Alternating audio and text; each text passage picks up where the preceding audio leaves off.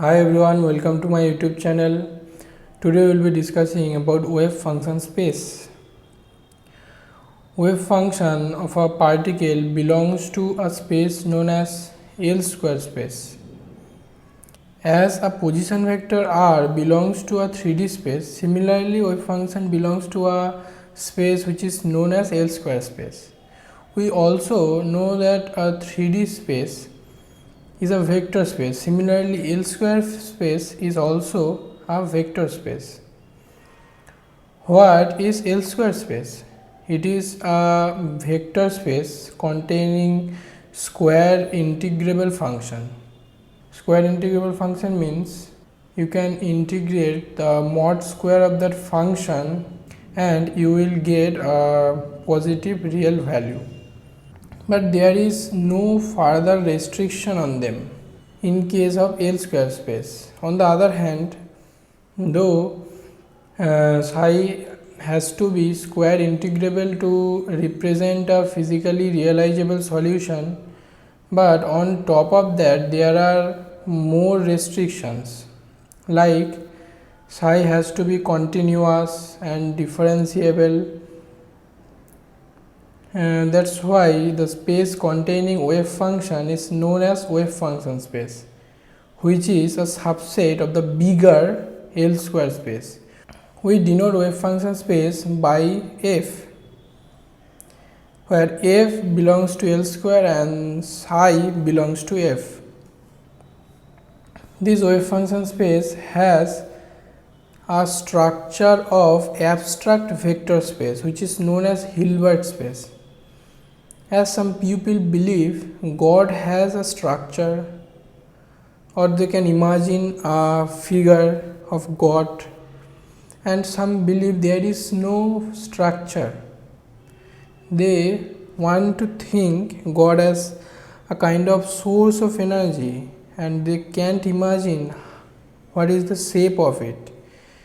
So similarly, the wave function psi rt doesn't look like a vector, but it has all the properties of the vector because it has an abstract nature of a vector space. If psi 1 and psi 2 both belongs to the wave function space, then lambda 1 psi 1 plus lambda 2 psi 2, the linear combination of them also belongs to the same wave function space, where lambda 1 lambda 2 are constants which may be a complex number. What is a scalar product? If psi and phi both belongs to wave function space, then their scalar product is given by integration of phi star psi d3r, where d3r is small infinitesimal volume element. Let's see some properties of scalar product. The scalar product of phi psi is given by integration of phi star psi d3r. So it can be written as the complex conjugate of the integration phi psi star d3r, and we know the expression inside the bracket is the scalar product of psi phi. So from this we can say that scalar product of phi psi is the complex conjugate of the scalar product psi phi. Let's look at the second property. The scalar product of phi and lambda 1 psi 1 plus lambda 2 psi 2 is given by integration of phi star into lambda 1 psi 1 plus lambda 2 psi 2 d3r. Here lambda 1 and lambda 2 are constants, so we can take lambda 1 and lambda 2 out of the integration, and then we get lambda 1 into integration of phi star psi 1 d3r plus lambda 2 into integration of phi star psi 2 d3r. So this can be written as lambda 1 into scalar product of phi psi 1 plus lambda 2 into scalar product of phi psi 2.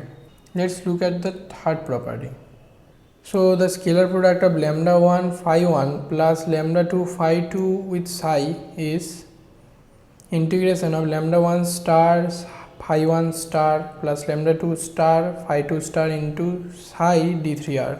So we can take lambda 1 star and lambda 2 star out of the integration, and we get lambda 1 star into scalar product of phi 1 with psi plus lambda 2 star into scalar product of phi 2 with psi, and the final one is the scalar product of phi is integration of phi star phi d3r, and we can write phi star phi as mod phi square.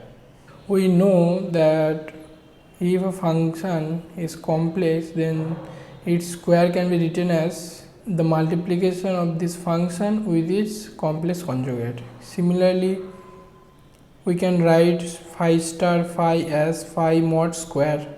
We know that phi is a square integrable function, so this integration has to be positive and real, or it can be 0 only if phi is 0. The scalar product is also known as inner product or dot product. Like you take dot product of two vectors in 3D vector space, similarly this is the dot product of the abstract Hilbert space. If the scalar product of phi with psi is 0, then phi and psi are orthogonal to each other. What is the norm of a wave function psi? It is the square root of the scalar product of psi with itself. This corresponds to the magnitude of a vector in 3D space or R3 space. Like if there is a vector I plus j plus k, then its magnitude is given by square root of 3. Similarly, this is the magnitude of the wave function. Linear operator. Let's say A is an operator. What is an operator? It operates on the wave function and gives a new wave function.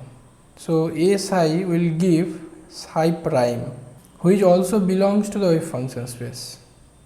And now if A operates on a wave function lambda 1 psi 1 plus lambda 2 psi 2 and gives lambda 1 a psi 1 plus lambda 2 a psi 3, then A is known as a linear operator. What is an parity operator? Let's say pi is a parity operator. So what does it do? Pi operates on a psi which is a function of x, y, z and gives a psi which is a function of minus x, minus y and minus z. What is a differential operator? Let's say dx is a differential operator. It operates on psi and gives del psi by del x. Similarly, dy operates on psi and gives del psi by del y, and so on. What is a commutation? Let's say A and B are two operators. In general, AB is not equals to BA. We define the commutation relation of A and B as bracket A comma B equals to AB minus BA. This is known as the commutation relation. If the commutation relation is 0, only then AB equals to BA. Let's calculate a commutation relation of x and dx, where x is the operator which gives the x coordinate of the particle and dx is the differential operator which derivates with respect to x. So this can be written as x dx psi minus dx x psi, and we know that dx psi is del psi by del x, and after simplifying we get minus of psi. So the commutation relation of x dx is minus 1. That's all for today. Thank you for watching my video. If you like it, please subscribe and share. See you in the next lecture.